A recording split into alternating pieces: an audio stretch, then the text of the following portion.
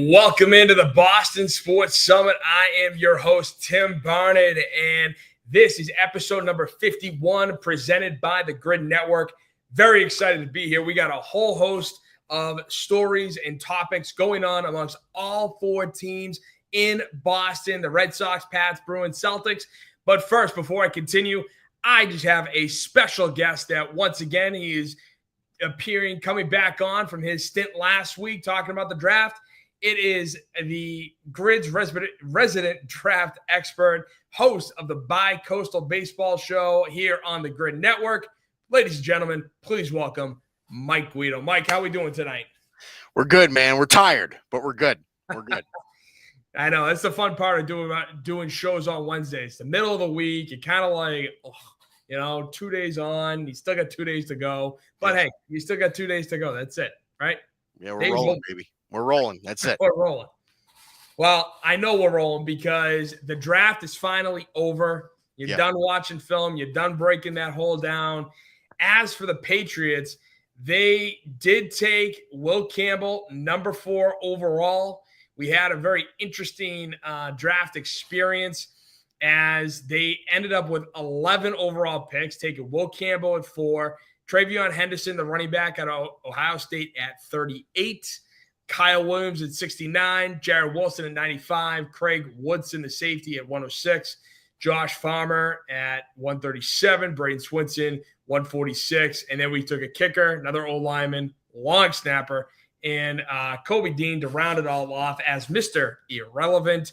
Mike, let's start at the top. Let's go Will Campbell, number 1, 4th overall.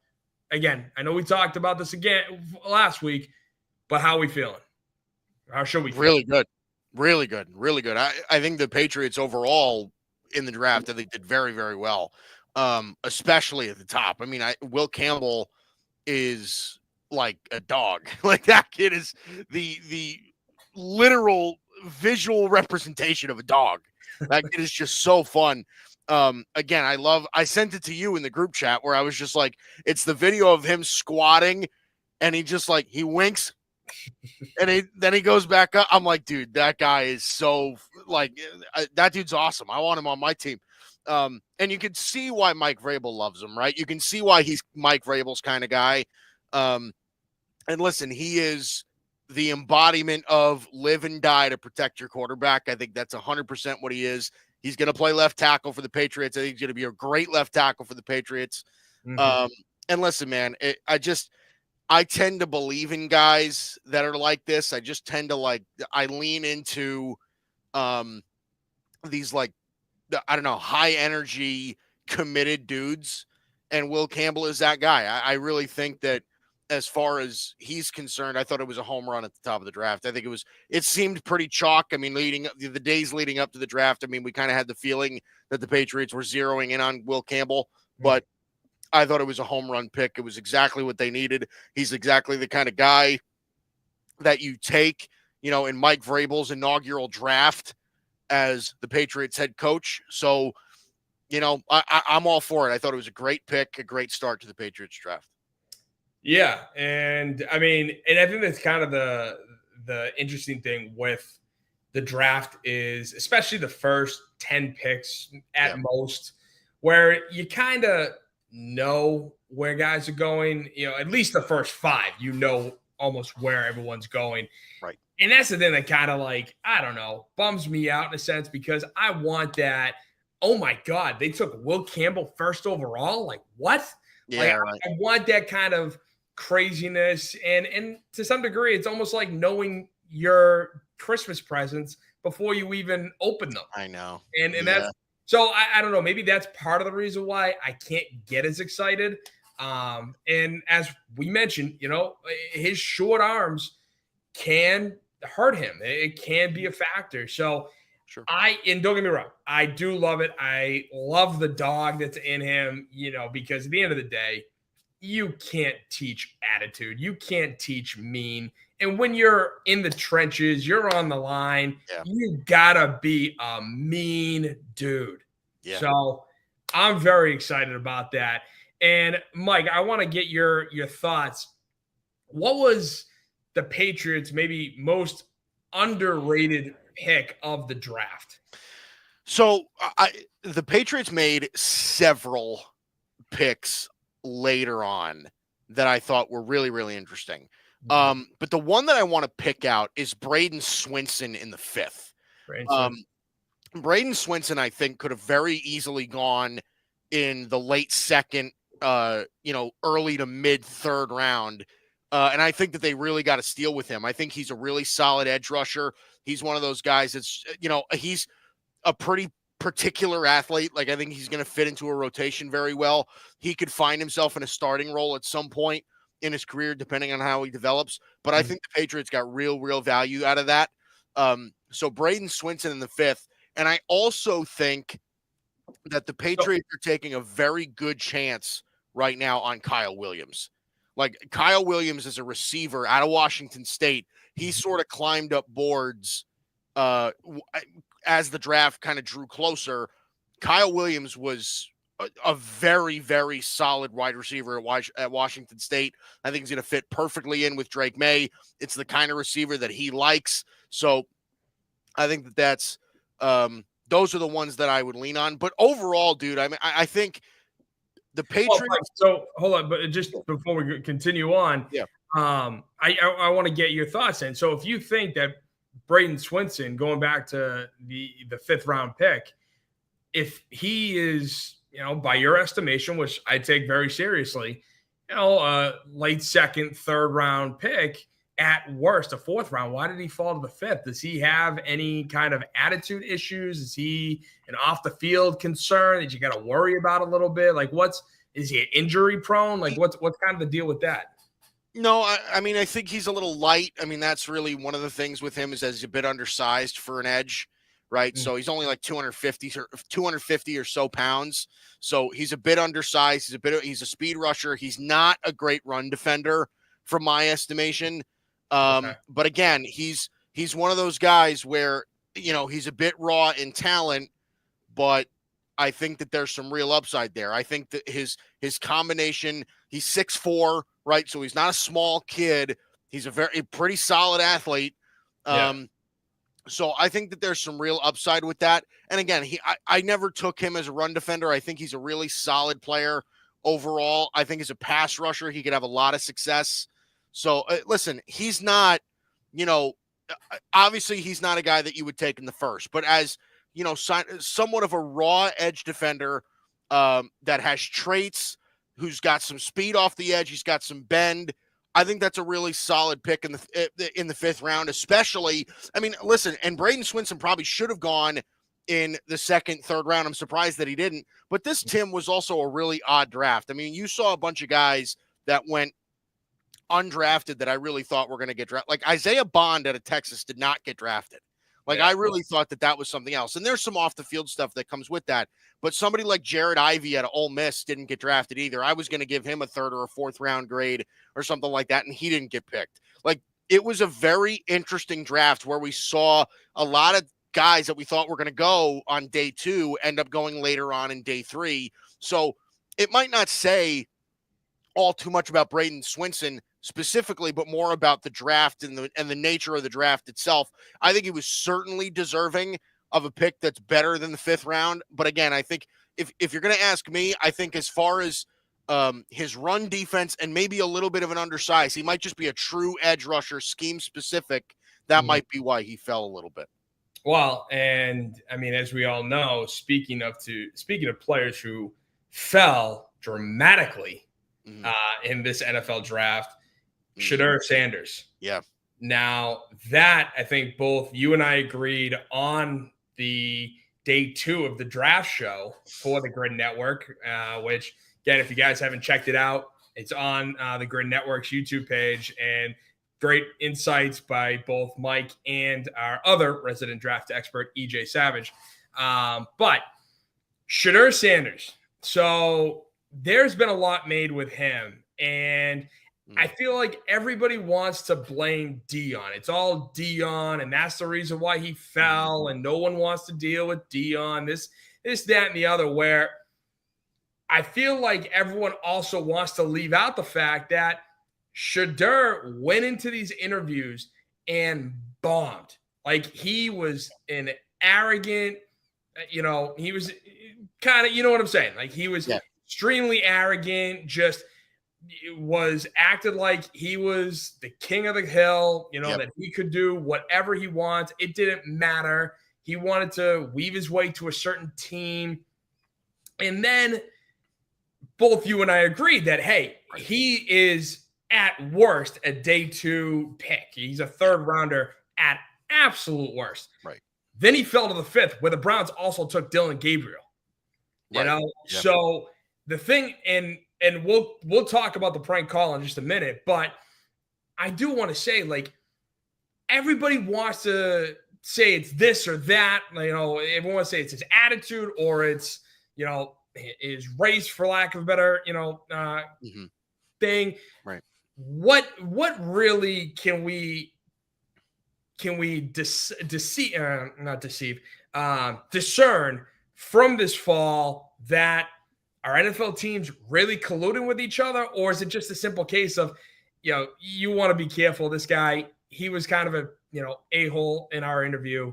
Just take that for what it's worth. Yeah, I don't think that there was some grand scheme by the NFL to not take Shedeur Sanders. I also don't think that the entire NFL collectively thought together that they were going to teach the kid a lesson because he's just a little bit too confident in himself. I think that's a little ridiculous, but I do think the most realistic reason why Shedeur Sanders fell was because he had a very short list of teams. I think partially because of Dion in that respect, of course, of teams that were on his list, right? Mm-hmm. There was the report that came out that he was kind of dogging interviews for teams that he didn't want to go to, right? The first example that we saw was with the New York Giants, right? I have a feeling, and again, I don't have sources on this, but I have a feeling that the Giants were interested in drafting Shedeur Sanders until they interviewed him. I think until that interview took place, he showed up with a pissy attitude. From everything I hear, I wasn't there, right? But with a pissy attitude, unprepared, like that whole thing. And that was just like, okay, well, that's the end of that. Jackson Dart's our guy. So I think that it's the most realistic thing is the interviews. I think because that's, you got to realize this, Tim, and this is really, I think, what most people need to realize, because people are talking about this whole Shedeur Sanders thing, Mel Kiper and everybody else talking about Shedeur Sanders, and I understand it because from a talent perspective, like you said, I no doubt, I thought he should have gone in the first round. Listen, if people didn't, think of his talent that highly, fine, he's a 2nd, 3rd round pick at the very worst. Right? Take him as a 2nd or 3rd rounder as kind of a project QB if you don't want to commit that sort of a high level asset on him like a 1st round pick would be. But I also don't want it to I don't want it to be painted like the picture that's being painted right now of Shedeur, like what happened to Shedeur Sanders is disgusting by the NFL and like unprecedented. No, that's not really true. Listen, Shedeur Sanders was not Trevor Lawrence, right? He's not Andrew Luck. He's not, Caleb Williams. He's not like a can't miss quarterback prospect. He's not. He's good. He's good. But that's all he is. He's good. So if that comes with baggage, that's what happens. Right? You fall. Now, was the fall too far? Yeah, probably. But if the entire NFL is looking at his talent and his, attitude and he didn't interview well and all that stuff, well, then why am I spending a premium pick on the kid? So, I totally get it from an NFL team perspective of just listen, if this guy's just not, if this kid doesn't get it, I get the impression that he just doesn't get it when I interview the kid. I'm sorry. I'm just not, I'm not committing that sort of asset into a player like that. Yeah. And I agree with that wholeheartedly. On top of the fact too, you got to take into account how many teams, first of all, without his attitude, without any of that, how many teams should really target a quarterback, especially in the first 2 days. That's already going to cut, the league off by at least half, right? half the league already is not in a position to take a QB that high. Right. So that's kind of where, okay, that narrows it down to 16, let's say at most. Then you got to look into the fact that if you want to include the teams that have rookie quarterbacks, like the Patriots, is one. We like what we saw from Drake May. I know for a fact the Commanders like what they saw from Jaden Daniels. Right? You know, they like the Bears. I don't know why, but they liked what they saw from Caleb Williams, and they just want to keep helping him out with that. Yeah. So that already cuts it even more, you know, like, and so that's kind of where he really didn't have many places to go. And I don't know of many quarterbacks who are elite on the back end of their careers where it's like, okay, you're going to come in, you're going to sit, you're going to learn, and then you're going to be the guy, especially with his attitude as it was, you know, moving into that aspect now. Yeah, like you said, the report got released, but Brian Daboll called him out in the middle of the interview and he didn't like it. Like, dude, you're not prepared. If you're not prepared going into these interviews, this is an interview for your job. It's an interview for your livelihood. Yeah, right. You can't, again, it's like going to an interview to be a stockbroker. You know, you got to go in, you got to prepare, you got to know all your stuff. Yeah, I don't. Here's the thing. I don't like the narrative that's being thrown out. That's like, you know, Shedeur Sanders' confidence is what, like, people don't like that Shedeur Sanders was really confident. I'm like, no. Like, that's not it. First of all, there's a difference between being confident and being cocky. Exactly. Right? Shedeur Sanders is cocky. Now, again, there's a very thin line between that, right? Like, there's a very thin line between confidence and cocky. But I also want to throw this out there as well with that, okay? I like the sort of confidence that comes with, like, you know you're doing everything the right way, okay? Not the kind of confidence that comes from, I don't need to do this because I'm all that already. You know what I mean? Like, if you take, like, if you're an athlete and you're talented and you have this level of pedigree, right? And you're in a situation where, you know, you're going to be like, you're like Shedeur Sanders, right? You're going to be drafted in the first round. Everybody thinks you're going to be drafted in the first round. And you walk into an interview thinking that you're the man. And because of that, you didn't read the playbook. You didn't, like, you're not taking it very seriously. Oh, dude, my talent's going to, you know, they're really going to pass up on me? Like, that's, no, forget. They're not passing up on me, dude. I'm me. That's the kind of confidence that I hate. He didn't give back the $100. That was no, I guess not. I guess not. He didn't pull a Brian Drew and give back the $100. Draft day reference, by the way, if you're not aware. But I like the confidence of, like, okay, I walk into this interview, I've read this playbook back, you know, cover to cover. I'm going to kill this interview. I know I'm good and I'm prepared and I'm ready to go kill it. That's confidence. The other way is cocky. And I think Shedeur Sanders in interviews, based on what I've heard, appeared cocky to NFL teams rather than confident. Absolutely. And again, that's never, I mean, perfect example of cockiness, you know, disguised as confidence. You could argue Johnny Manziel.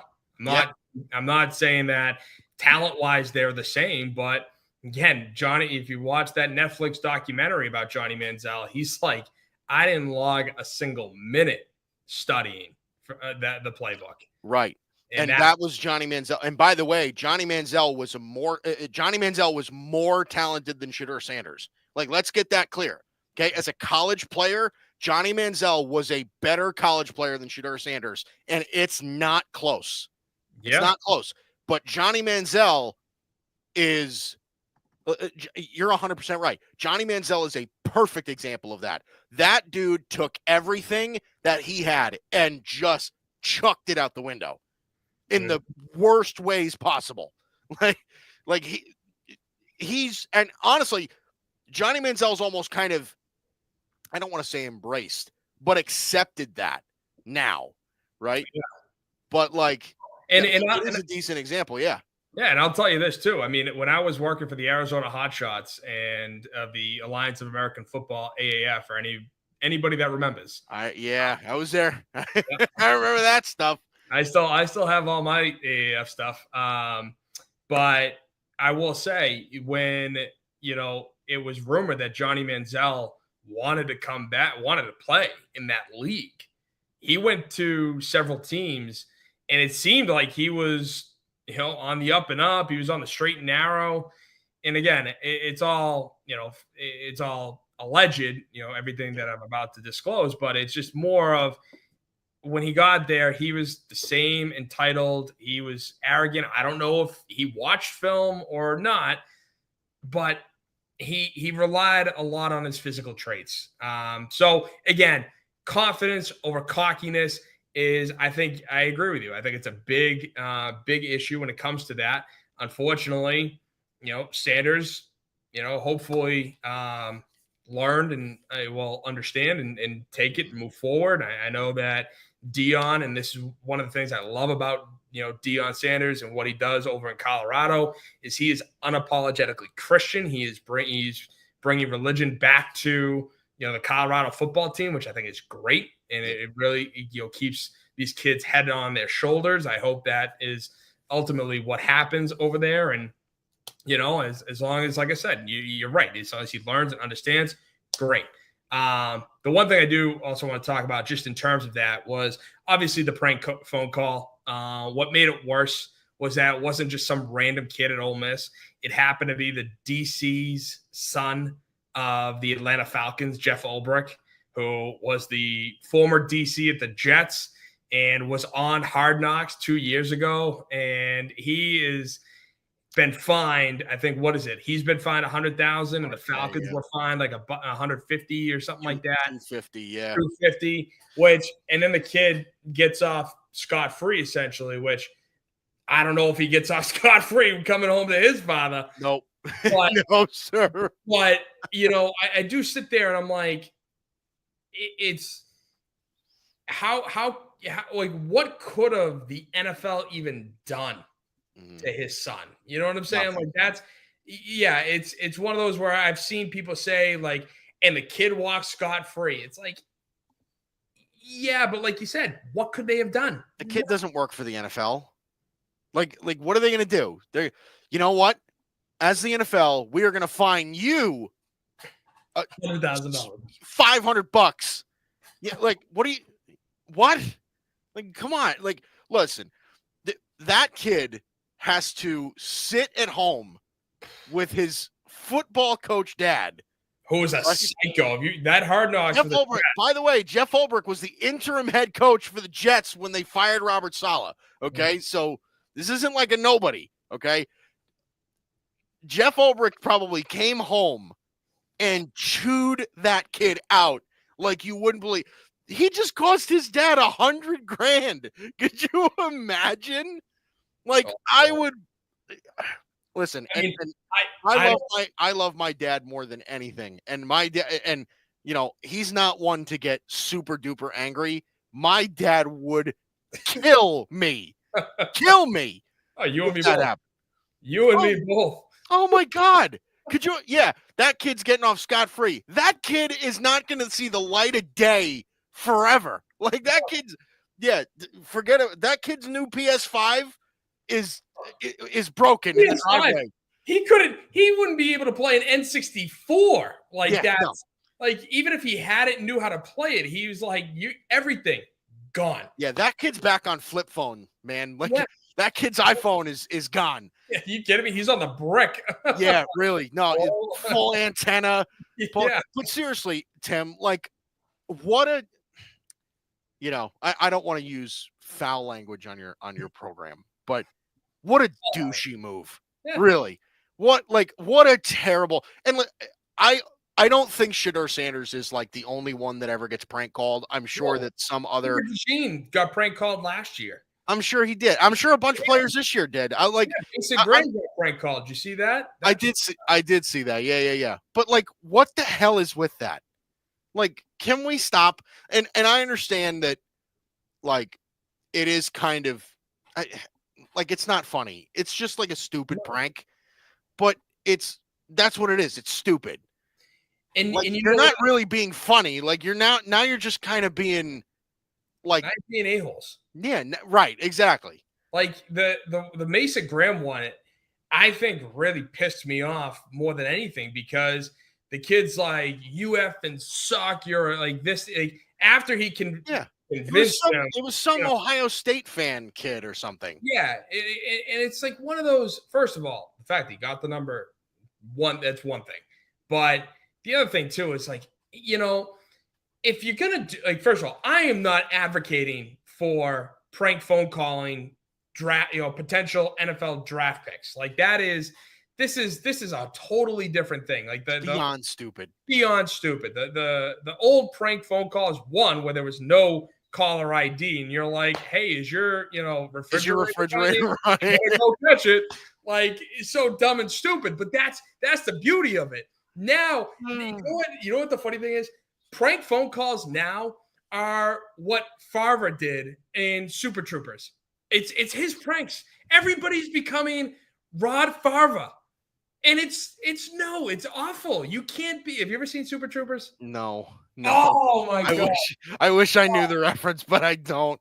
It's just that his pranks are just downright scary and awful, whereas everybody else's pranks are just cheeky and fun. And I actually think that's half the line right there. But it's just one of those things where it's like everybody is just so like, F you and this, that. It's like, if you're gonna prank phone call anybody in a day and age where everyone's got caller ID, what are you thinking? If you're gonna do it, at least make it cheeky and fun, which again, not advocating, but that's where it's like I don't know where you get the idea that like pretending to be a team's head coach is funny. Yeah. Apparently, and I don't know if it was real or not. I think most people have said it was real. But when that kid called Mason Graham pretending to be Kevin Stefanski, I'm like, bro, like that's not like you just make yourself look like a dick. I don't know what to tell you. Like you're not being funny, you're just being stupid. But isn't that what's wrong today? And I hate to sound like the old fuddy-duddy, the old get off my lawn guy. But I am that. I know. No, I know you are. I hate making myself look that way. But no, the reality is though, is that like that's the kind of world we live in now. Yeah. Like the degeneracy is just so ridiculous. It just is. And like I said, I hate being all get off my lawn, but like I don't know, man. Like pranks, our pranks when we were kids, Tim, used to be good. They used to be funny. Being cute. Like that's all it was. Changing, the word now for meow, come right here, meow. Like, come on. So yeah, that's just the whole Shedeur thing is, it is interesting. Don't get me wrong. It was absolutely a story in the draft. Yeah. I think it did obviously affect some of the draft picks. I know everyone's saying that ESPN stole Cam Ward's moment, and I don't, disagree with that. The funny part was Cam Ward was the first overall pick. No one expected Shedeur to go number one. But Cam Ward's been the first overall pick in that draft for a month. Like at least everybody knew it. Yeah. Everybody knew it. And so, but just getting back to the Patriots for, another half a second here. I do want to just, we covered last week the team needs, right? Yeah. The team obviously needs left tackle, in my opinion, / O-line, wide receiver, an edge, which you believe Swinson is solid. Is a steal there, but also safety and running back. Now, I love the Travion Henderson pick. Yeah. There's been reports going out that the team was unsettled, like the draft team, the front office didn't necessarily want Travion Henderson initially, but one of their guys got taken a pick or two earlier. So I love the pick, even though As you know, I'm not the biggest running back guy that high, that early. But watching his pass protection for Will Howard in Ohio State, that's just one of the many things that this kid can do. What's your take on Travion? Yeah, well, I mean, as far as a pass blocker is concerned out of the backfield, he'll put you on your back. Like Travion Henderson will hit you in the backfield. But no, he's just such an elusive back, dude. He's such a fun player to watch. I really thought there was a possibility he could have snuck into the first round. But it really, I mean, early second, that really made a lot of sense. I was disappointed because I really wanted him for my Cowboys. But the reality is for Travion Henderson, he's such a good elusive back. He's got patience behind the line. He can hit holes really, really well, really, really quickly. He's got quick feet. I think he's a solid pass catching back. I think he could develop into that. And to be honest with you, Timmy, I think Travion Henderson's your running back. Like I think, Ramondre Stevenson and Antonio Gibson or whoever else you have on the roster, I think they're going to end up taking a back seat to this kid just from a talent perspective alone. Travion Henderson blows those guys out of the water. Like, it's just not even close. I think the kid is super, super talented, super fast for a running back. And Drake May is going to absolutely love him. Again, I would have, this was a running back class which was as deep as I've ever seen it. Right. You had a blue chipper at the top with Ashton Genty. You had another guy in Omarion Hampton who did go first round. That was a really solid home run hitter, built like a truck kind of running back that the Chargers took. And then you had Travion Henderson, who I think in most other cases would have been a first round pick. But because this class was so deep, everybody wanted to address other needs early because they would just dip into a running back pool that seemingly went forever. I mean, like I said, I'm a Cowboy fan. The Cowboys got Jaden Blue in the 5th. And Jaden Blue ran a 4.38 at the combine. He's like 6'1", 220 or whatever the hell he is. Like, he's this pretty solid kid. Yeah. I mean, people are calling that one of the steals of the draft on day 3. That's how deep this running back class is. The Browns took 2 in the first 4 rounds. They took Quinshon Judkins and Dylan Sampson. The running back class was so deep. That's, I think, such a good token of appreciation for Travion Henderson as a player. I think Patriots fans are going to love him. And that's the thing, Tim, is that you look at what their draft is. They just drafted good players that their fans are going to love, right? Yeah. Will Campbell is going to be a fan favorite. He probably already is, right? Yeah. He's going to be a fan favorite for the Patriots. Travion Henderson's going to be your leading rusher. Kyle Williams is one of your better receivers already, I believe. They addressed the offensive line on 2 other occasions, right, with Jared Wilson and Marcus Bryant. They took Marcus Bryant in the 7th as a project player, right?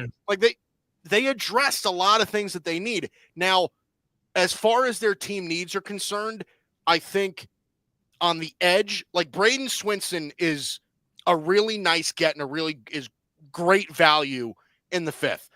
The edge is probably still an area of need after the draft. That's exactly what that was going to be my next question was of those 5, right? Left tackle, wide receiver, edge, safety, running back. Where do the Patriots have success at, and where are they still kind of lacking in? So you were saying edge is kind of an area they're still lacking in? Yeah, I think edge is still an area that they could look to address because like I said, I think Braden Swinson's a good player, but I do think that he's a raw talent. Yeah. And I think his upside probably isn't that of a 12 sack per season player. I think he's, I think at his peak, you're going to be looking at maybe 7.5, 8 sacks if you get the absolute best out of him. And that's fine for a number 2, number 3 rotational pass rusher. That's fine. Right. Yeah. If he can get after the quarterback, he can cause havoc. He's got a bunch of pressures and everything like that. That's fine for a rotational edge player. But like I said, even now, I still think the Patriots are looking like they're taking a lot of chances on the edge, right? When Harold Landry, we talked about it last week. Yeah. I'm a huge Harold Landry fan. I always have been. Harold Landry has not been productive in the NFL for 5 or 6 years. It's been a long time since he's been productive. So, I'd love to see him kind of turn back the clock a little bit, but that's still an area of need, I think, for them. Safety is going to be interesting because I liked the fact that they took Craig Woodson in the fourth, and I think he's got some real upside. I think that that's an area where you can kind of see how it plays out, see what these young guys are capable of. Again, a new defensive scheme, see how they fit, right? Get into the box, see if they can hit some guys. I think that there's a real chance that their safety group is okay, but they addressed their offensive line beautifully. I think they did really well at running back. We'll see about wide receiver, right? Because again, I like Kyle Williams, but it's a chance league. They've missed on a bunch of guys, right? Javon Baker, Jalen Polk, they've missed on some of those guys. So we'll see how they do at wide receiver. But I would say as of right now, their number one need still is probably on the edge. And I don't disagree with that. I think they have enough talent to kind of get by on the edge. I still believe that wide receiver is their number one need. The only reason why I say that is because, yes, I love Stephon Diggs. I think that, if he comes back fully healthy, easily put up another 1,000-yard season, especially with Drake May throwing the quarterback. The only thing is, again, as was proven last year by Elliott Wolf and that staff, they went with Jalen Polk and traded out to lose Ladd McConkey, who is, under Bill Belichick's tenure, would have been a quintessential Patriot. A small white guy that is shifty as hell. Like, that's right. I remember when Hunter Renfrow was coming out, everyone was saying that's a future Patriot right there. Everybody was saying that. Right. And yet he went to Vegas. Ladd McConkey went to the Chargers, and the Patriots were stuck holding themselves with Jalen Polk and Javon Baker, right? And Elliott Wolf said on his press conference, I forget if it was Saturday or Sunday, but he went and said on his press conference that he takes the blame for last year being so disorganized and nobody knows what to do, or nobody knew what to do. That's why they made the picks that they made, and that's why it was a total bust the way it was. Right. Which he came from a system in Green Bay, which is, hey, we'll pick the players, you develop the players. Yeah. And of course, with the head coach, the coaching staff last year, there was no development. Nobody knew how to develop any of those guys. They just had no idea what they were doing, including Gerard Mayo. But I would also argue that, Elliott Wolf, like I said, he's a little weasel. He's able to finesse his way in there and just, yes, he is putting the blame on himself, but he's not taking the blame. Come on now, let's be honest. Yeah. I saw some video on Instagram or YouTube or whatever it was that said that Mike Vrabel shoved Elliott Wolf in a locker for the entire draft, and that's why the Patriots had a great draft. Yeah, and that's the funny part is, as somebody who is a pro Mike Vrabel guy, an anti Elliott Wolf guy, I think Elliott Wolf in that front office should have been fired with everybody else. But I think part of the reason why he wasn't is because Robert Kraft hates doing the interviews under the new rule, under the Rooney Rule. He hates it because, as I've stated on this show before, I think the Rooney Rule is antiquated. I understand the need for it back in the day, which actually isn't that long ago if you think about it. I think the Rooney Rule was instituted in 2001, 2002. But I feel like now, if all the owners are trying to do this, trying to make way for this, and they're trying to open the doors for minority candidates, then why still have this rule where minority candidates know full well that they're, going to allegedly sham interviews? Yes, it is an interview. They have the opportunity to better themselves. It's just one of those things. But that's a story for a different day. It's just something that, I think part of the reason why Elliott Wolf had the job, because Robert Kraft didn't have to go through that process. Now, now the fun part of this Patriots conversation, which has actually nothing to do with the Patriots, is Bill Belichick is back in the news for, oh my God, the whole thing with him, his 24-year-old girlfriend, Jordan Hudson. He's 73. She's 24. And Bill Belichick did that interview on Sunday with CBS News. First of all, Mike, your impression of that interview. What were you thinking? No, I don't know, man. It's, oh God, it's. Here's what I'll say. Okay, Bill Belichick is slowly. I don't even want to say slowly anymore. Ever since he left the Patriots, right? I feel like his character keeps growing, right? Like it just he keeps growing as like a fictional being. I find it extraordinarily hard to believe that this is the same Bill Belichick that won all these Super Bowls and, commanded the respect of the entire NFL and went down and is probably going to go down as the greatest NFL coach to ever do it, right? I find it pretty hard to believe that this is still that guy just because it seems like, things have, I don't know. That's what happens, man. Sometimes when you just when you find, you've been in a marriage for a long time, right? And then you find yourself another woman after it. Like sometimes you just turn out to be a different guy in that, as a result of that relationship. So maybe that's just what's going on now with Bill. I will say this. At first, when it was announced that they were dating. Yeah. First and foremost, as a guy looking at her, I'm like, gross. but then if I'm looking at it from Bill's perspective, I'm like, you know what? Good for you, kid. If she's for it, hey, all the power to you. I got nothing against it. I can't even imagine, man. Oh, I don't want to imagine. I don't want to imagine. Don't even. But all I'm saying is, though, it was one thing. It was kind of out there. Yeah, the Hard Knocks thing fell through. You see pictures of her on the field with the players and Bill, and you kind of sitting there going like, what the hell? And now with this interview, I'm done. I am so done with the Bill and Jordan, romance. Like it is, it is gone. But the two couple clips I want to play from that interview. The first one was when Bill was asked about his dismissal from the Patriots. Take a listen. Do you feel like you were treated with dignity and respect when you were let go by Robert Kraft? Yeah, well, it was a mutual decision for us to part ways. He said fired. It was a mutual decision.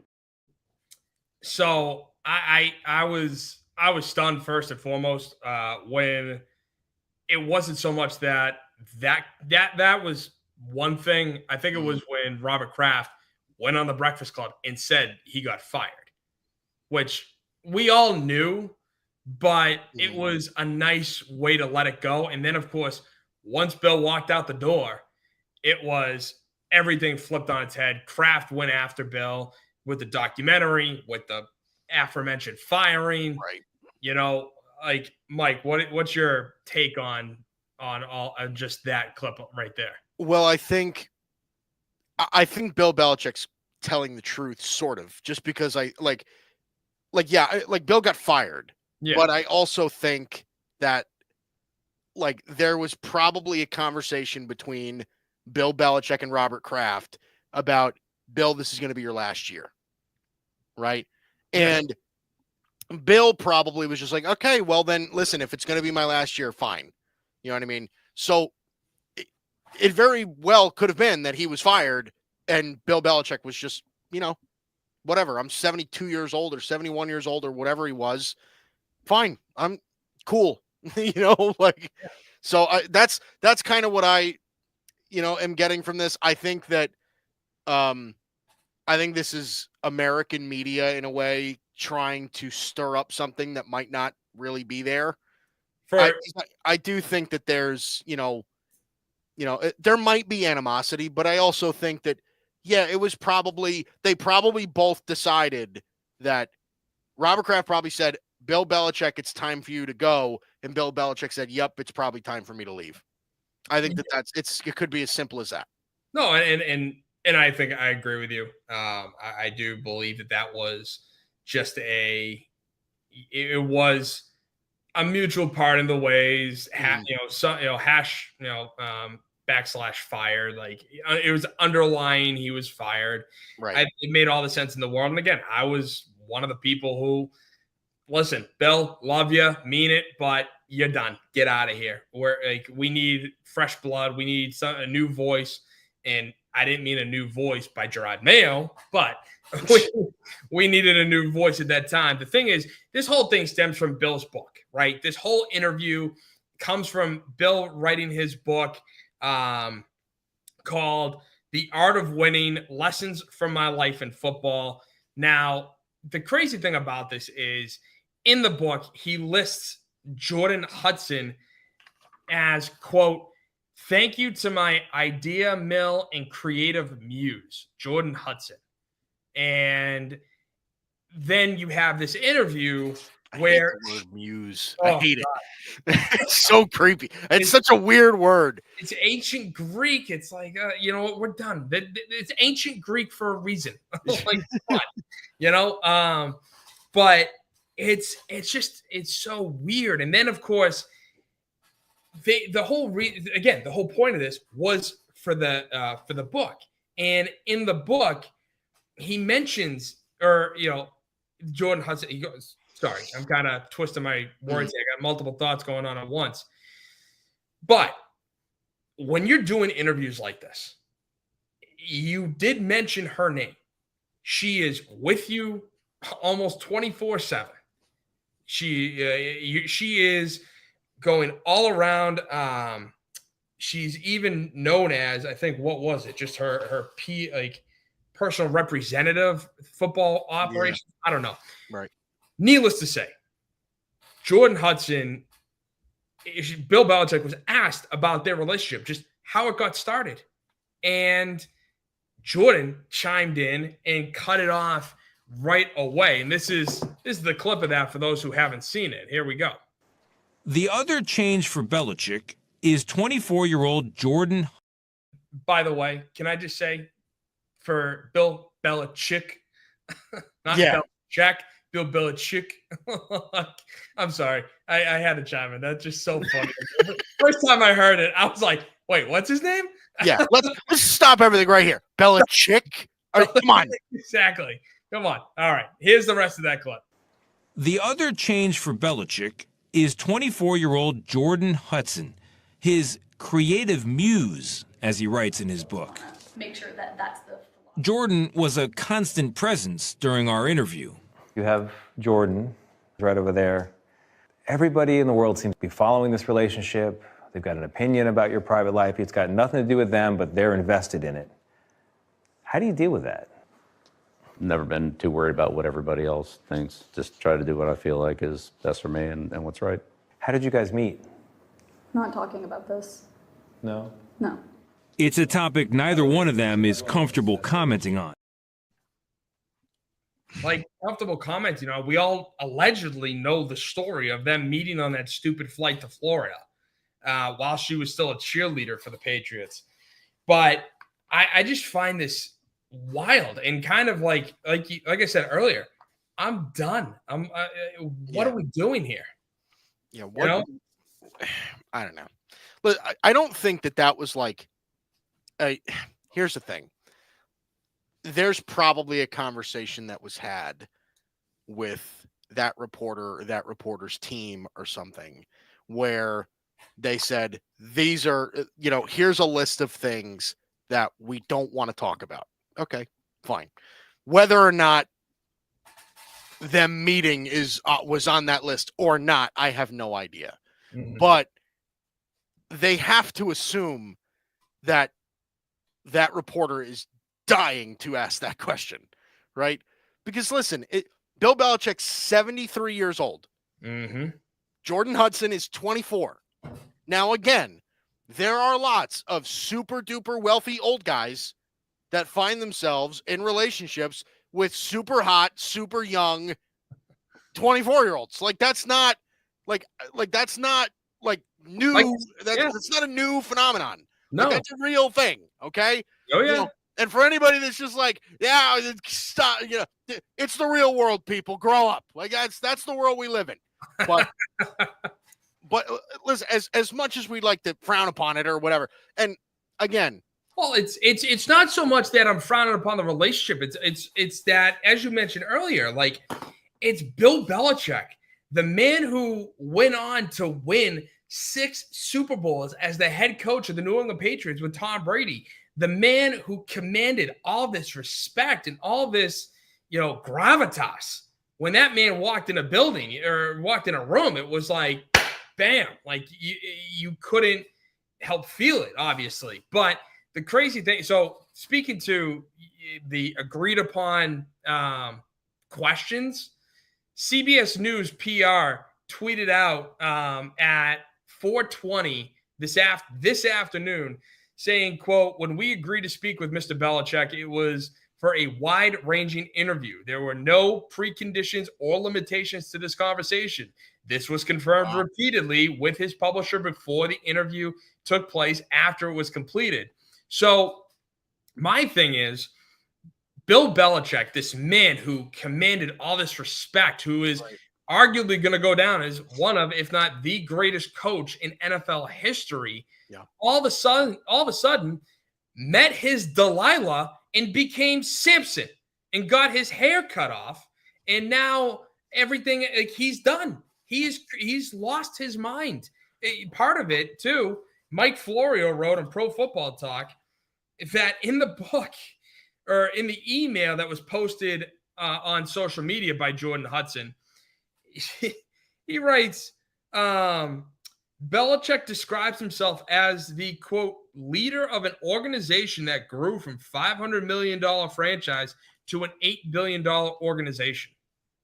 Like, I'm sorry, Bill, love you, mean it. You had nothing to do with that organization growing from $500 million to $8 billion. Neither did Tom Brady. Neither did any of your coaches or any of the players. I would say Robert Kraft helped a little bit, but it was all because of the NFL growing in massive popularity, taking a massive leap since the early 2000s, late 90s, early 2000s. And it was all the TV deals that Robert Kraft helped build, which is why I say he helped a little bit, but it's not like it falls on any sole owner. A perfect example that Mike Florio writes, Washington owner Dan Snyder had, when he bought the team for $800 million, he sold it for $6.05 billion.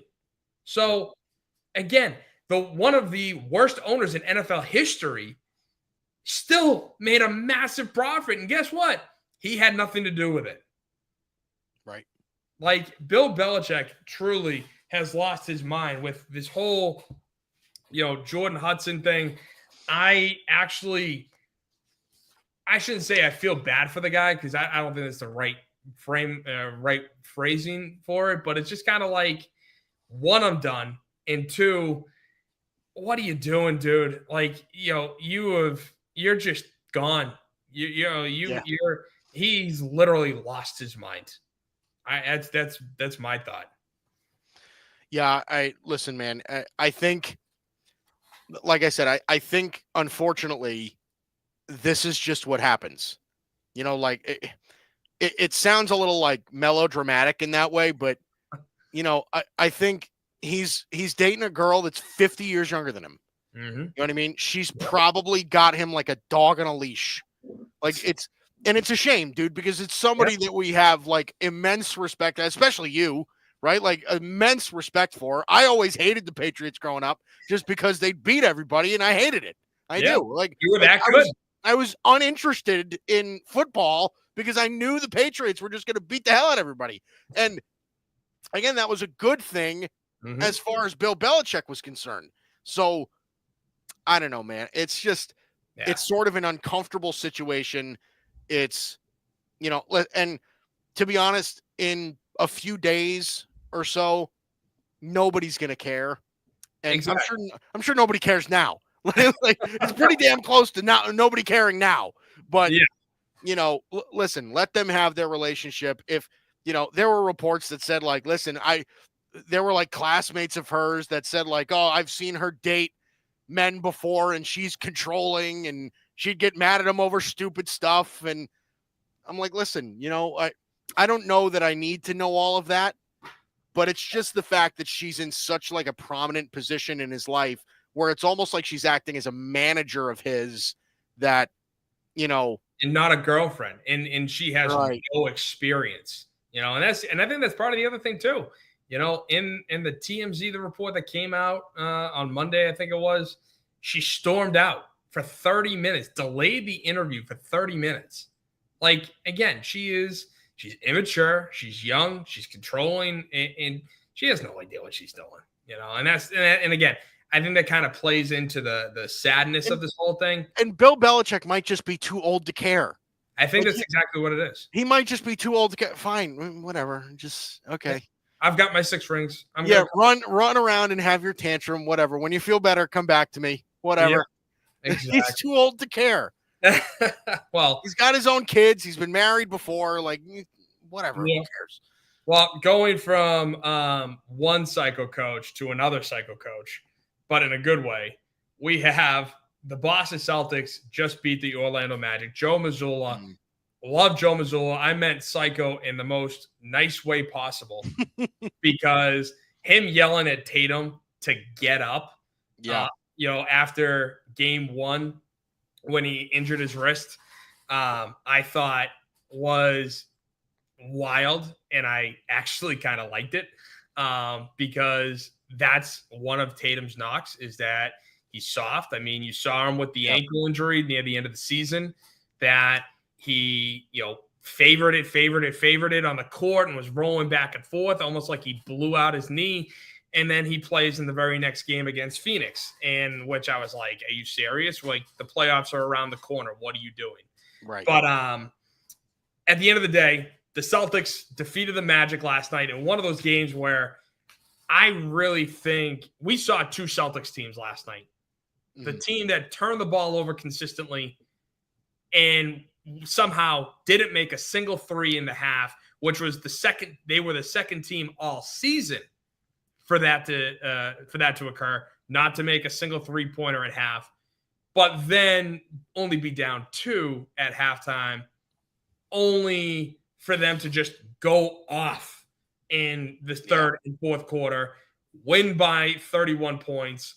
And I think, what did I say last night? I think they were the first team in NBA history to be trailing at halftime and win by 30 in an NBA playoff game. So, Mike, just quick thoughts on your impression of the Celtics beating the Magic. Was this a series that kind of impresses you from their perspective? No. And the reality is, Tim, the expectation was for them to kind of handle business with the Magic. And look, 5 games. Cool. Like you take that, right? Like, it's not like what the Cavs did when they swept the Heat, embarrassingly, but it's pretty close. And listen, you bring up the point of how they didn't hit a single 3 in the first half. They ended up shooting 13 of 24 from the 3-point line that game. Yeah. Like, if you can shoot that efficiently on threes, you're going to win a lot of games. Okay. Mm-hmm. Like, you're going to be able to win a lot of games that way. Obviously defensively, they're stout. I mean, we don't have to keep talking about, who they are, what their identity is. Jayson Tatum and Jaylen Brown, that's what makes them go around. Derek White has really turned himself into a real key piece for that team as well. Porzingis as well, adding himself to that mix. Peyton Pritchard, the 6th man of the year. Like, there's not much that needs to be said about what the Celtics are doing. Now, again, whoever they get in the second round, I'd imagine it's going to be the Knicks. Mm-hmm. I agree with that. But it's, again, I think the East for me, Tim, feels like a 2-horse race at this point. I like Indiana, but I don't think they're getting past Cleveland. I really think that it's Cleveland and the Celtics in the East, and that is going to, like, I honestly think that we could look at the Eastern Conference Finals, and no disrespect to Oklahoma City, but the Eastern Conference Finals could very well be treated as the NBA Finals. Like those two teams, Oklahoma City might be the best team in basketball. Cleveland and the Celtics are the two next best teams in basketball. Oh, so I feel very confidently about that. So I don't know. A good series win, on to the next. I think that's how Celtics fans should feel. Yeah, dang. Phone screwed up. Now you have a crackling fireplace. Now I gotta look at that TV. Gotta love it. Yeah, well, and again, I agree. I think we all knew that the Celtics should have come in here, handle their business, get it done. I mean, in the last 3 games, so of course Tatum missed game 2. So Tatum went 36. What was it? He had of course. Well, he was like, never mind. I'm not gonna even bother trying to read the damn stats. 35, 37, 36 in the last 3 games. Yes, exactly. So he was unbelievable. You know, he nearly flirted. I think he nearly flirted with a triple-double all 3 games. Yeah. And this is supposed to be the playoffs for Jayson Tatum. Like, this is his time to shine, his go round. And game 1, hurt the wrist. We're all freaking out. Misses game 2, really freaking out. And then just proceeds to dominate against the team. This is why I actually do find it impressive, even though we did our job in 1 and 5. I find it impressive because even though Orlando couldn't shoot worth a damn, like they had 2 scorers, and after Paolo got his 5th foul or 3rd foul last night, or 4th, whichever one it was, where he yelled at the ref and sat down, Tony Brothers, like I think that was the moment I knew game's over. It's done. Celtics won. Right. But it was a physical series. Like those guys did not let up. Like that's the thing with this Celtics team, this iteration for the last 5+ years, everyone's called us soft. We're a finesse team. We never really played that physical presence. And when we did, we didn't do well. The Miami Heat are a perfect example of that. So that's where I actually do find this impressive, not to the extent of, oh my God, we beat the Cavaliers, we're going to the finals. No. We did our job. We do what we're supposed to do. But it was a portion of it where I'm like, I like this. This is what I like to see. Yeah, listen, the Magic are a team that I said this about the Rockets last night. The Magic are a young team and they're stupid, right?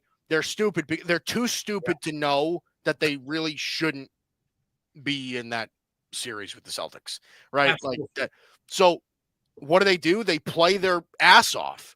And listen, they're a young team that's got a ton of talent, right? Banchero and Wagner and Anthony Black and like they're yeah, right. Cole Anthony, Gary Harris, Wendell Carter, like they've got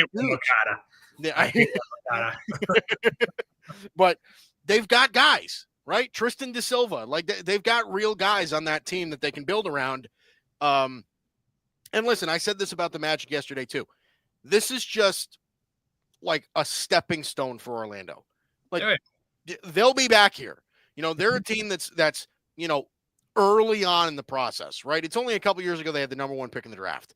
Like they're starting to come up with something, and this is how you build your team, right? So Orlando's doing something that's fairly solid here. They're getting good production from a lot of guys. I mean, it feels like Corey Joseph has been in the league for 100 years. Like every year he's on a different team, but they always go to the playoffs. Like, it's remarkable what happens with Corey Joseph. But the Magic are an interesting team, and the Celtics are they're a jug. You know what I mean? I'm not, you know. And to prove that point, actually, in the regular season, again, I'm somebody who hates how the nerds treat 3-pointers as if it's gold and it's God's gift to, you know, basketball. But the way the Celtics shoot threes on a regular basis, this isn't just, you know, it's Joe Mazzulla style basketball. It's been the Celtics style of basketball for quite some time. You know, this past regular season, they led the league in 3-point field goals. They led the league in 3-point attempts per game. and then they were 10th in 3-point percentage. In terms of, so when you look at the attempts per game, 48.2 3-point attempts per game. You want to know what they averaged in this 5-game series with the Magic? What did they average, Tim? I'm glad you asked, Mike. they averaged 31.2. Wow. As you said, they shot under 33. Their 3-point attempts was under 30 last night. That doesn't happen with this team, which is why I was even more impressed, because they did a different style of basketball and won. Yeah. So they're showing that they can beat you in a lot of different ways, right? And that's something that's really good about this Celtics team and it's a development from what they had last year and the year prior, is that this is a team that doesn't have to rely on one way of scoring the basketball, right? The Celtics can beat you in a lot of ways. And we always talk about how, I want to make this point, and I want to see if you agree on this. Everybody right now is talking about Anthony Edwards, right? Because Anthony Edwards is chopping up the Lakers. And I understand all that. And I think people like Anthony Edwards a lot because he kind of looks like Michael Jordan. He kind of plays like Michael Jordan. And I think, how basketball is and how basketball fans are. Michael Jordan is God to these people. It's remarkable. But I always felt that as good as Anthony Edwards is, Jayson Tatum deserves to be in that conversation more. I feel like Jayson Tatum doesn't get talked about enough as I don't want to say face of the NBA or anything like that, but as the next guy, as a dude, right? Exactly. And I love Anthony Edwards. I think he's a stud, and I think you'd be foolish not to think he's a stud. Mm-hmm. But Jayson Tatum's got Jayson Tatum always seems to be here, right? He always seems to. He's the best player on what seems to be the most feared team in the NBA year after year. That's got to account for something to somebody. Oh yeah, absolutely. And that's what's kind of pissed me off, even as a Celtic fan, where I'm sitting there going, night in, night out. It's SGA, Jokic, not recently, but Giannis, LeBron, Anthony Edwards, where I'm sitting there going, the all-around better player is Jayson Tatum. He is truly elite in all 3 levels of basketball, scoring, defending, and passing. That's where that's at the end of the day, that should be the guy. But the problem is, I think it's very hard to market. And again, I totally think he should be the face of the NBA. He should have been much higher in the MVP voting than anyone gave him credit for. Right. But unfortunately, in the way everybody views, and I think this is part of the problem, is the Celtics are so deep, where SGA is the face of OKC, and he's the guy. The other guys, okay, yeah, they're kind of there, but they're not anywhere close to his level. Jokic, same thing. Sure, he's got Jamal Murray, but Jamal Murray is nothing without Nikola Jokic. Mm-hmm. Anthony Edwards, sure, he's with Rudy Gobert and was with Karl Anthony Towns, but he's such a voice. He's such a and again, going back to the confidence cocky, I think he leans more on the cocky side than the confidence side. A hell of a player. I'm not disagreeing with that. But there are some things that he does, some things that he's, times where I'm like, dude, you're a little cocky. Relax a half a second. But, hey, that's just me. But, still, I think, but it's all about marketability, and I really do believe that's why Tatum is not in that conversation. He's a kid from St. Louis. He plays for the Celtics. Meanwhile, Jokic is from Serbia, SGA, Canada. Thank you. Canada, really? Come on now. No, but LeBron is LeBron. We've all known that for a long time. But that's kind of, I think, the sad truth is that even though Tatum is, I think, the best player, maybe if I want, like, maybe second best behind Jokic, I don't know if he'll ever get the credit right now, just because it's Tatum, Brown, White, Holiday, Porzingis, Pritchard, just to name 6 guys. Yeah, Like, right. It's such a truly deep team that's why, unfortunately, when we win, it doesn't have to be on Tatum's back. Whereas OKC, it does have to be on SGA's back. Denver, it's got to be on Jokic's back. Minnesota, it's got to be on Anthony Edwards' back. So that's why, sadly, I don't believe, or I do believe that that's why Tatum does not get the recognition he absolutely deserves. Yeah, I agree. So, completely. to wrap up the basketball segment, though, a report came out in Front Office Sports where Bill Chisholm, who is allegedly, now it's fun to say allegedly, going to be the next owner of the Boston Celtics. And why do I say that?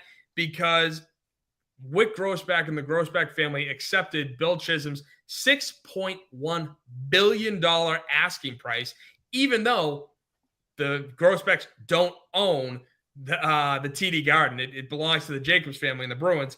But Front Office Sports came out with an article yesterday saying that Bill Chisholm doesn't have enough funds to make this sale. And it's going to be in a two-part purchase because Wick Grossbeck wants to remain with the team until 2028 as the face of it. Right. But he doesn't have enough funds to make the first part of the purchase. And before, I do just want to let everybody know the whole thing when it comes to private equity firms, because Bill Chisholm owns a private equity firm. The NBA rules when it comes to PE firms states that they cannot be the largest shareholder on the team, which I think is the right thing to do. No firm should own the majority. The controlling owner must contribute 15% of the purchase price. So Bill Chisholm has to have that 15% at least of that $6.1 billion. And private equity firms can only own 20% or less than 15% if the controlling owner only has 15%. So are we looking at a dysfunctional ownership, sale that's going to happen at the end of the NBA playoffs, Mike? I mean, we could be. Look, I think it's possible that this gets rebid. If the current buyer doesn't have the money right now, then they might just say, okay, well then if you can't pay, then we're just going to we're going to put it up for sale again. And, you can rebid, but yeah, it's got to be with money you actually have. It can't be with pretend money that you say you have, so I don't know. Listen, I'm not a financial whiz. I don't know how team sales go. I'm not a business expert. I'm not Mark Cuban. So I don't really understand a lot of how this stuff works, but I will say this. I think that the fact that this is happening now is really kind of inconvenient when it comes to the Celtics. And, the last thing that the Celtics do need is a dysfunctional ownership. So if that's the case, then I'm already not a fan. You know what I mean? Like if this is already happening now and the guy who's buying my team doesn't even have my team yet, then I'm not sure I'm all into that.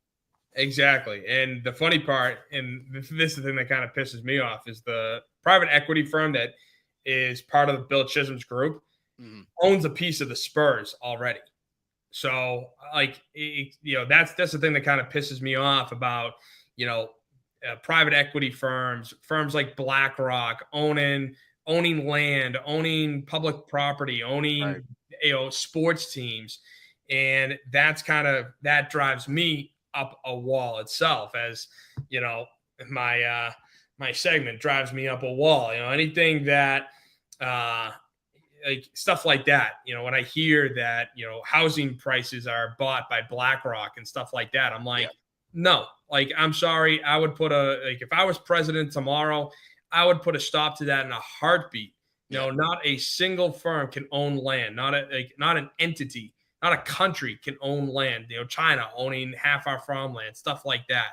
Right. But so for something like this though, it is interesting because the current minority owner, Steve Pagliuca, put out a public statement when he lost out on the bid for the Celtics, but made an interesting point saying, we made a fully guaranteed and financed offer at record price.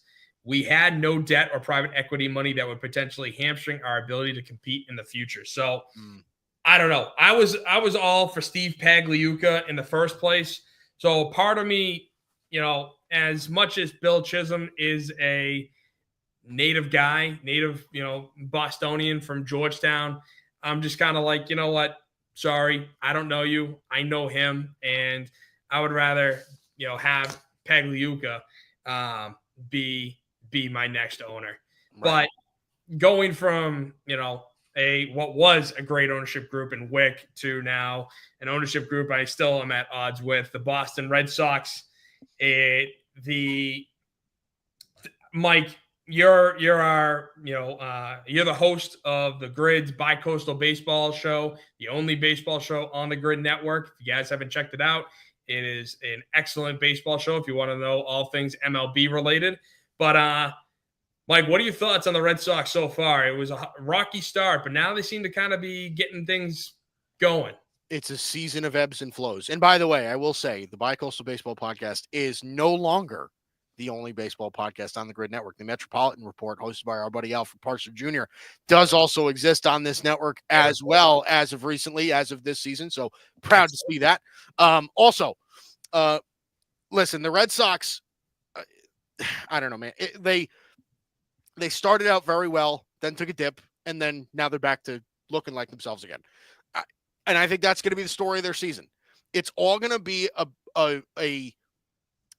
it's all going to be a matter of, what pitching do they get, right? Mm-hmm. Garrett Crochet is going to be a stud all season, right? Tanner Houck a couple of weeks ago got shellacked in Tampa, right? So are we going to get, what Tanner Houck are we getting? What Cutter Crawford are we getting? What are these, what Walker Buehler are you going to get? It's all going to be based on the kind of pitching you get. I have no doubt in my mind that the Red Sox are going to be one of these teams that hits the cover off the baseball. Their lineup can really, really mash, right? And especially since Rafi Devers recovered from his, couldn't hit water if he fell out of a boat streak, at the beginning of the season. He's kind of come back around. Alex Bregman looks like he's a perfect fit in Boston. So I don't know, man. I think this is a winnable division. The Yankees are, an interesting team I think that their season is going to go in a lot of ways the same sort of trajectory that the Red Sox are going to go. I think they're going to be very hot and cold. Mm-hmm. I'm not sure the Orioles are any good, to be honest. This is a lot of, they have a bunch of young talent, but some of them have sort of hit a wall. Right. Yeah. Some of them have kind of struggled with the bat. Plus, they have zero pitching after not bringing back Corbin Burns. The Rays and the Blue Jays, I don't really have faith in. So, I mean, this could come down to, and again, it's super, super early, but this could come down to Yankees, Red Sox at the end of the day. And again, like I said, it's a winnable division, Tim. So as long as your pitching stays afloat, I don't see why, the Red Sox can't make a run at things, especially now. Yeah, no, and I agree with you. It's funny because last year the Red Sox had no offense, but we had the best pitching in baseball for the first half of the year. Right. And after the All-Star break, the pitching just fell off a freaking cliff, and then we just turtled, and we couldn't get anything going. But they're top 5, top 10 in virtually every offensive category. I mean, they've really hit well. I mean, they're tied for 6th in runs scored. They're tied for 4th in hits. They're 7th in batting average, tied for 5th in on-base percentage, 5th in slugging, 5th in OPS, 8th in home runs, 5th in stolen bases. Like, they're hitting. But again, with their pitching, they're tied for 18th in runs allowed, tied for 20th in hits allowed, tied for 21st in batting average against, 14th in ERA, 19th in whip. Like, yeah, again, they're not bad, but they're very middle of the pack, slightly below average in their pitching department. So again, it all depends on if they can pitch and they can keep themselves in games, then I think the Red Sox are going to win a lot of baseball games this year.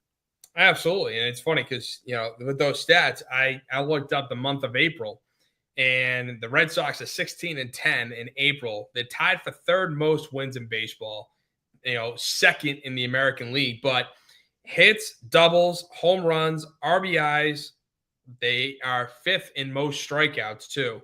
But batting average, on-base percentage, slugging, OPS, they are all top 5, if not 2, 3, 2, or 1.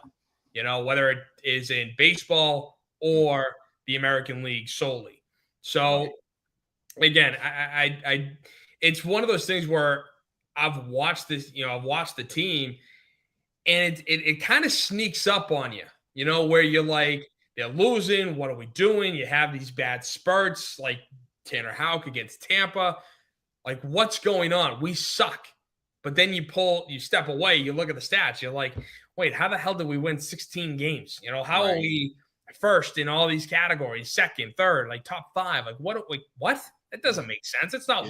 That's not the team that I've seen or watched. But again, you're right. It's April. I'm just a little worried, because they Alex Cora, I've been a big Alex Cora defender for a long time. Him complaining about the weather and kind of the stuff early on in the year, I'm just sitting there going, what are we doing? This isn't, you of all people should know, hey, again, we're gonna be playing the same weather in October, which he did say. He did say we're gonna be playing that weather in October, but they still kind of harken back as to that's why we lost. And a couple of weeks ago, my show was titled, you can't win the World Series in April, but you can lose it. And that's kind of the trajectory it felt like we were going in. And now after last night's home run derby, home run of Palooza, that's the team on offense that we should be. Right. The only thing is, we still have Marcelo Meyer and Roman Anthony raking in AAA. Yeah. Yeah. So it's only going to get better, presumably, right? I mean, Roman Anthony is arguably the best prospect in baseball. It depends on whether you view Roki Sasaki as a prospect or not.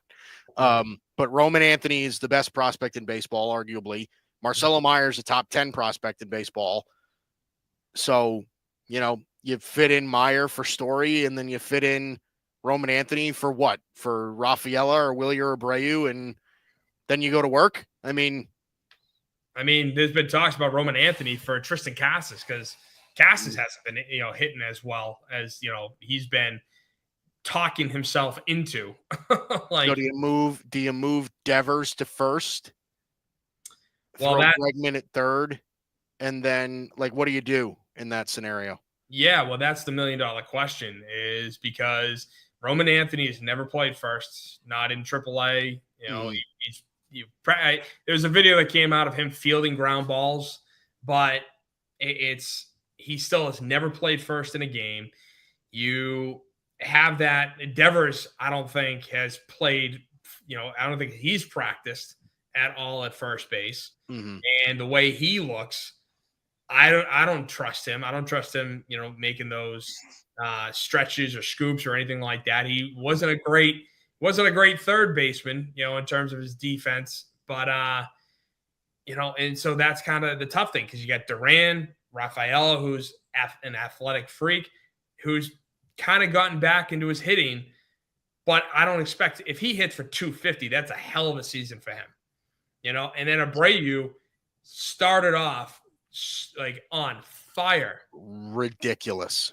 But he's kind of cooled off a little bit, and at least with his bat. So unfortunately, I think with those guys, if you want to keep it the way it is, you're going to have to deal with, you're going to have to wait till injuries happen, which Right. is, you and I both know it's going to happen. It's just a matter of when, not if. Not if. And the sad part is, this is where I think Craig Breslow messed up. It's that he didn't trade Casas and Rafaela or Abreu and somebody in a minor leaguer or two for Garrett Crochet. He chose to get rid of Kyle Teal, which, not for nothing, Kyle Teal has been, pretty good.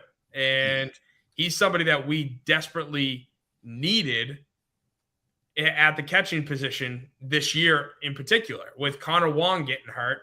So it's one of those weird things, because Teal is both a great catcher and a good hitter. Right. So yeah, it's just $1 million question that I think Breslow kind of dug himself into a hole by getting rid of all prospects and no major leaguers when he knows we got the kids coming up. They're gonna come. It's just a matter of when. Right. Yeah. I mean, I don't know how long it would have taken for somebody like Braden Montgomery to finally make it to the bigs, right? Kyle Teal. I mean, the Red Sox really liked what they saw from Connor Wong last year, and they should have, right? Yeah. So, again, I don't know what their plan is or what their plan was for Kyle Teal, for how long it would have taken him to get up into the big leagues. But yeah, man, listen, when you dump prospects like that, it's always tough. But on the same token as well, Garrett Crochet is going to be your ace for a long time. Like that that dude's ridiculous. He's gross. And so far this season, he's been gross. Mm-hmm. So I love Crochet. I'm glad we got him. It's just a matter of, I think maybe we were, and I don't know the ins and outs. I don't know that if Casas and Abreu or Rafael were even offered. My guess is that they weren't. I think that, either the White Sox wanted all prospects, or we were just like, oh no, those guys are untouchable, which I'm like, no. I don't think so. My guess would be that the Red Sox offered, like the White Sox probably wanted lower level minor league guys that are further away from the majors, right? Because they want that. It does nobody no good if they get major league ready players now and they lose them in a couple of years before they're ready to compete, right? Yeah. So that would be my guess, is that, even if they were offered, the White Sox probably would have preferred an offer of higher level prospects that are a little bit further away from the bigs than some promising young players like Cedar Rafaela and Abreu and whoever else. Yeah. No, and I agree. It's just it's one of those tougher things, and it not for nothing, it's going to be a great second guess. It's going to be something that, I'll be, keep my eye on Kyle Teal. He was supposed to be part of the Big Four. He was in AAA. He was doing pretty good. He was supposed to be up here spring training and probably, if not making the roster as the starter, he would have definitely been the backup. He was that far along. He was that good as a defensive catcher. But he was a rare prospect as a catcher who can hit. Right. And that's kind of, it's rare in this business. But right. Mike, thank you so much for coming along. We're going to talk Bruins next after this, but Mike, let everybody know kind of where everyone can find you at, and thank you. Yeah. Same as it's always been, at Mike Guido 49 on everywhere, Instagram, Twitter, everywhere. Again, the Bicoastal Baseball Podcast every Monday, 8:00 Eastern, only here on the Grid. And again, the Grid Draft Show. Again, the NFL Draft just passed us, but me and EJ are still going to be doing some summer scouting, still some recapping to do. So we're going to be catching up on that. You can watch out for those videos as well. Again, exclusively on the Grid, at Mike Guido 49, and stay plugged into the Grid Network. Absolutely. And Mike, thank you so much once again for coming on, man. It's been a blast talking NFL, basketball, and baseball with you. By the way, Celtics are going to beat the Cavs in 5. It's going to be Yeah. Okay. All right. You see crying LeBron over there? Crying LeBron is going to Yeah. Fake tears. Yeah, right. All right, Timmy. I'll talk to you. All right, have a good one, man. I got you. All right, so yeah, thank you once again to Mike Guido for coming on. It's been a pleasure having him, and it's always good. Grid Network, bunch of great guys, bunch of great shows. So again, if you haven't checked it out, right? Wait. Oh, this way, right down there. Grid Network on the YouTube channel. Bunch of great stuff, great content, great guys. Please go and support them if you haven't already. Lastly, the one thing I do want to talk about is the Bruins and their hellacious press end of the year press conference. It was arguably one of the worst press conferences I think I've ever watched. I know a lot of people have talked about it, and I just want to give my 2 cents because it was just some things. You heard and you listened and you're thinking to yourself, what are you doing? What are you thinking? How could somebody have told you that this would be a good thing to say? So I just want to play a couple of clips from the press conference and kind of give my thoughts. First is Charlie Jacobs' opening statement. Take a listen. Now, let me be clear. The results from last season are absolutely unacceptable, and accountability has never been higher. However, I need to tell you that when deciding what is best for the long-term success of this franchise, we have to be pragmatic and use data-driven decisions. Now, before I talk about that very last thing that he said, which you all know how I feel about data and driven analytics, he talked about this season being embarrassing and unacceptable. And that's true. I mean, I went into this season, letting you know, like, hey, this is a playoff roster. On paper, we should be good, right? Yeah, I mean, that's how it felt. But unfortunately, it turned out the complete opposite direction. They just couldn't do anything right. Jim Montgomery, for as myself, I believe he wasn't the cause. It was the right thing to do to let him go, but I don't believe that he was the cause. I believe this was just a team issue. The players, couldn't get their acts together. They were hampered by injuries, but it was just players couldn't get their acts together. I don't know the ins and outs, but it seemed like bad leadership. I love Brad Marchand. I really do. It's just that, he's no Patrice Bergeron. He's no Zdeno Chara, and nobody is. Nobody's either of those guys. So I believe he was, the right guy to put as captain. It's just it didn't work out. I think there were a lot of tensions going on that couldn't get over. On top of the fact, Swayman contract, Elias Lindholm, Nikita Zadorov were put in bad spots. Lindholm obviously had a major injury that he just played through all year.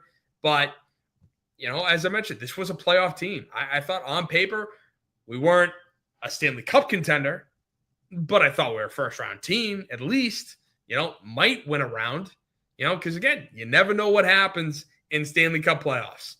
Look at the Toronto Maple Leafs being up 3-1, getting blanked last night. Toronto being Toronto, right? So the other thing, too, is Charlie Jacobs talking about or getting asked the question, are the playoffs mandated? Are the playoffs mandated for next season? Take a listen. Is there a mandate from your end that this team is back in the playoffs next year? And is there any appetite for this to potentially take longer than that to build back? I would defer to by the way, we've had this conversation. Are the playoffs in the discussion for next year? And the response that I got from both Cam and Don was absolutely. We feel like we have a team that's we've already addressed this, that we have a team that we feel, and again, everyone needs to stay healthy, we can make the playoffs, absolutely, and make a push. And that's, to me, I think that it is mandated. I think that through his comment, obviously saying that we've talked about this, we believe it is a playoff caliber team as long as they make the right moves in free agency, drafting, which God knows how that's going to be, right? With the draft coming up, it was top 10, hopefully top 2 pick. But I'm looking at it going, they want to stick to the health narrative. They want to say that last year was all about health, which I agree that it was a part of it, no doubt. Like, you'd have to be foolish not to sit there and say, no, health had nothing to do with it, which of course it did. Like Hampus Lindholm, I think missed 75% of the games this season, and Charlie McAvoy after the Four Nations tournament, he missed the rest of the season, pretty much. And just a quick little side note on McAvoy, his little locker room press conference there saying like how emotional he was, that it cost him his sanity. Like he never wants to talk about it again. What the Four Nations tournament put him through. It was a mini Olympics. You got injured and maybe the doctors screwed it up for you. But if you're going to sit there and say you lost your freaking sanity over a mini Olympics, like, what are we talking about? Like, I'm all for, mental health and, players kind of keeping their head on straight. I applaud Jaron Duran and what he's, done. And it breaks my heart what he had to go through to finally get here. I'm glad that he's here. I'm glad he's still here. But for McAvoy, I'm like, dude, you lost your friggin' sanity over a hockey game, over a hockey tournament that lasted 3-4 games. Like, I think that's a little bit over extreme. I think that's a little bit over the top. But, it's going to be interesting to see kind of the free agent targets that they do. My fear is with this league, they're going to go out. They're going to try to spend some money, which I believe that they want because they're still $20 million under the cap, 20 plus. It's just that they got to make sure that they're getting the right guys and that they can afford to make the moves that they make and not sign guys who are in their early to mid 30s to 6-7 year deals worth a ton of money, because that's something that they just did. They didn't sign 30-year-olds to long-term contracts for a ton of money, but they absolutely made foolish investments with Jeremy Swayman, Elias Lindholm, and Nikita Zadorov. Don't get me wrong. I'm still holding out hope for Elias Lindholm and Nikita Zadorov. I am. I'm also holding out hope for Jeremy Swayman. But Swayman, more than the other two, he has no excuses. He's the Tristan Cassis of the Bruins right now. He talks himself into these big, words and, big like, basically he's just crazy. He's just Alaska crazy. I have no other way to put it. They always say, kickers are the crazy ones. Goalies are the crazy ones. Like, pitchers are the crazy ones, just to go across sports here, but again, I don't mean crazy in a bad. Sometimes crazy is a very good thing. Jonathan Papelbon, very crazy guy. But God, when he got on that mound and he was Wild Thing 2.0, it was great to see. He was electric and he could get guys out. That's what made him fun, but right now, Jeremy Swayman digs himself into holes. As I've stated time and time again on this show, pointing out stuff that Jeremy Swayman says, having the audio and video saying, like, dude, what are you thinking when you're saying these things? And speaking of that, Don Sweeney was asked about Jeremy Swayman. Take a listen. What do you attribute the drop-off in Swayman's game, and are you concerned at all that the added workload was part of it?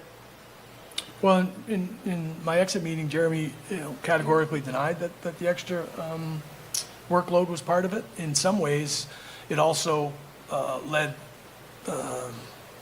Korpisalo to say he didn't play enough and would like to have a little more of that that lion's share. And that's part of the internal competition that I think we have to get back to. Like, of course, it wasn't the extra workload. He probably loved the extra workload. In other words, playing more games than he had. But he sucked. He sucked, right? Come on. Like, I'm not the only one that thinks that or thought that. You know, it was amazing because he had a bad end of his year in 24. Then comes the playoffs, became a completely different goaltender who just seemed like a stone wall. You know, 2 goals getting by him was rare, but it was rare enough where we got bounced in the second round, or not as rare, I should say. But then they had this like crazy back and forth with Swayman wanting X, which I still don't know to this day. It's probably somewhere in the range of 10 to 12 million. And the Bruins are offering him, 4 years, 2 to 4 years at 5, 6, 7 tops. And then they somehow meet on this 8.25 for 8 years. And it's a hard cap league. Like, there is nothing you can do about that. You can't manipulate that contract. All you can do is trade it away. And after the season, I mean, I knew it was foolish from the beginning. He should have taken a shorter term deal to prove himself and then move on, which I've stated time and time again. The only thing is, though, he loved it. It's just that the Bruins were just like, they wanted the return on investment, and they felt like just kept throwing him out there was going to finally get him out of his funk. It just didn't. It didn't. And Korpisalo, I agree. There were times where I was like, why is Swayman in? Korpisalo's got back-to-back shutouts, or he's back-to-back, 1-goal games, on 30, 40 shots. So like, he absolutely should have played more. The split should have been a lot more even than it was. But the real kicker of this press conference, which, again, it's not that I hate. Like, I'm not one of these people where I'm like, I hate the billionaires or I hate the rich people. No, hey, you go out, you make your money. I get it. Like, free market, right? It's what we try to, free market capitalism to some degree. But, this is what kind of pisses me off about sports is, sports is this great distraction from life. And it's something where sports are really for the common man. And it's become this animal now that truly has lost its way. It's, and we take pride in being able to go to these games. And I don't advocate for the fans who are just like rowdy and, just angry, looking for a fight, starting fights in the upper balcony, that type of stuff. No, like, come on, like, you should at least be a level head about it. But it's for the common man. That's what sports are for. And everybody wants to say, like, hey, if you want to distract the population, you put on an event. That's what the Romans did with the Colosseum. And that's what you can argue we have with all our sports, between the college athletics and the professional athletics, especially them all being on TV. It's just that it feels like the common man, the local man, is getting priced out. And that's why, not for nothing, the title of this episode was Sports for the Common Man, because not just Jeremy Jacobs, like, this isn't just a him thing. This is more of a broad ownership thing that's going on in sports, across America and in Europe, if you include, soccer. But take a listen to him wanting to increase the season ticket prices. Charlie, you mentioned how tough this year was, an embarrassment to use your word. Would you consider rescinding the 4% price increase for the season ticket holders? Well, on top of the 9% last year. I see. Ticket pricing is a sensitive subject. I'm aware of that. things cost more as the way our structure of the U.S. economy is based is things cost more. I expect that you probably pay your higher electric bill than you did last year. I know that we, for instance, pay more to open our building for security. He goes on to say, "Oh, security. We pay more for the food and the vendors and all these things." Which, yeah, okay, true. But Charlie, how much are you raking in individually? What's your paycheck look like? Because it keeps getting more and more absurd that the Bruins, even after the season that they had, still thought they're like, oh yeah, we're going to up our ticket prices 4%. And that's going to be fine. No one's going to really care about that, because you could clearly see by his answer, he was wildly unprepared. And I loved how Kevin Paul Dupont, which credit to him, shout out to him for asking that question and being very direct about it, because it's true. No one, cares about the, what's going to happen, because that's down the road. That's in the future. We want to know, why the hell why do I have to spend more money to attend a game that I love, and show support for a team that I love, and I get it. Sports costs money. It costs money to go to a game. Absolutely. But to raise ticket prices still, to go from 9% last year, 4% this year, 13% in 2 years is massive. And it kind of is, it's just crazy to me.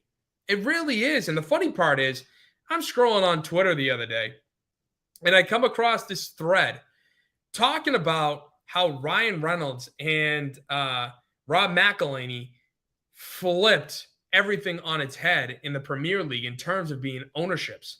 And part of the thread read, unlike distant billionaire owners, Reynolds and McElhenney, one, interact with fans directly, share ownership's emotional roller coaster, involve supporters in decisions, reinvest locally. Premier teams that treat fans as customers, Wrexham treats them as family. And say what you want about all the owners, in not just Boston, but in all professional sports. When you sit down and look at it, Charlie can say, "Oh, I feel your pain. I understand. It was awful." And they could be right. But they're up in their suite. They're up hiding. They're not there, sitting, answering questions, to the fans. Like, this is the closest thing you're going to get. And, John Henry's the same way. Like, there's a reason why Red Sox fans, myself included, Liverpool, want Fenway Sports Group out. Like, they want them to sell their teams because they don't care. They will say they care, but when it comes down to, going for it and doing that, they don't. They don't. And it's hard for them to, I feel like, relate to the common man. It's, a great example of this, which I love. I love this movie, Rookie of the Year. Now, if you've ever seen it, I think it's on Disney Plus. Great movie. And this kid who breaks his arm, ends up throwing 100 miles an hour, is able to pitch for the Cubs at 12 years old, retires after the final game of the year. And the owner at the time, along with his buddies and his mother, go down, sit in the stands with the fans. You think Charlie Jacobs, John Henry, Tom Warner, like Robert, Jonathan Kraft, any one of them would come down and sit in the stands with you? I feel like they should, but they won't.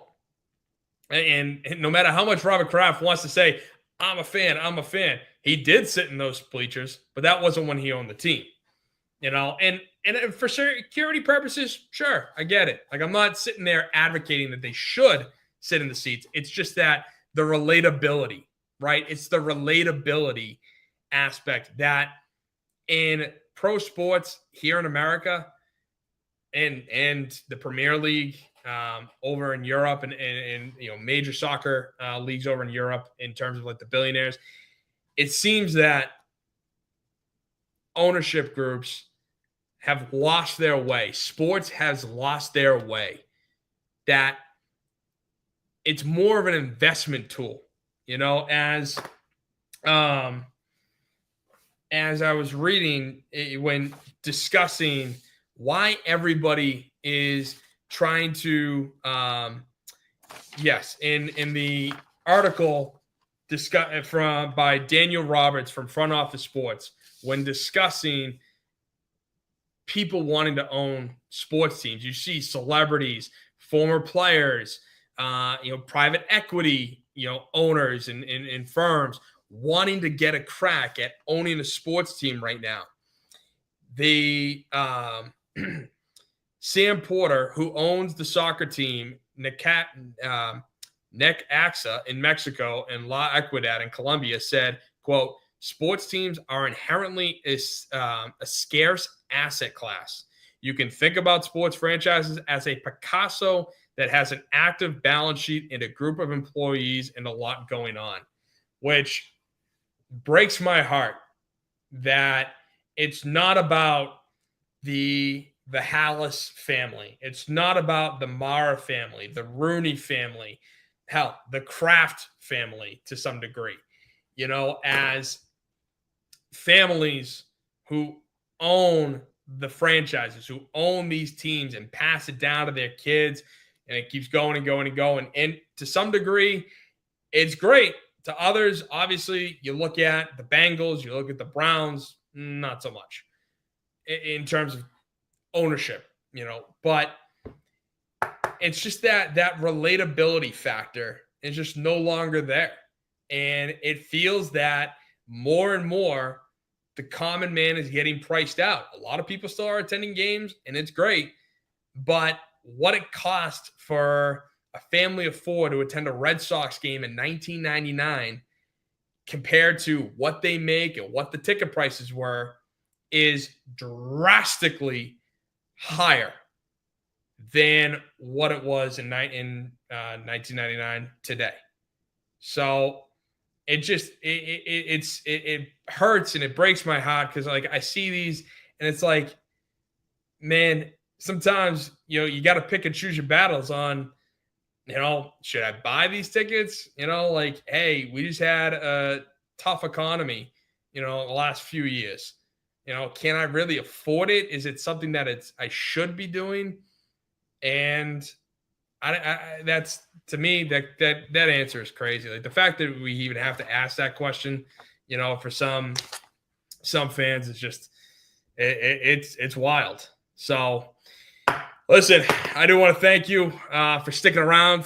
Probably it's the longest episode I've ever had of the Boston Sports Summit. Once again, shout out to Mike Guido for coming on to the show. It's been such a great time. And listen, I can't thank you enough. I can't thank the Grid Network enough for, letting me, talk and be on the Grid Network and let me talk about the stuff that I love. It's Boston sports.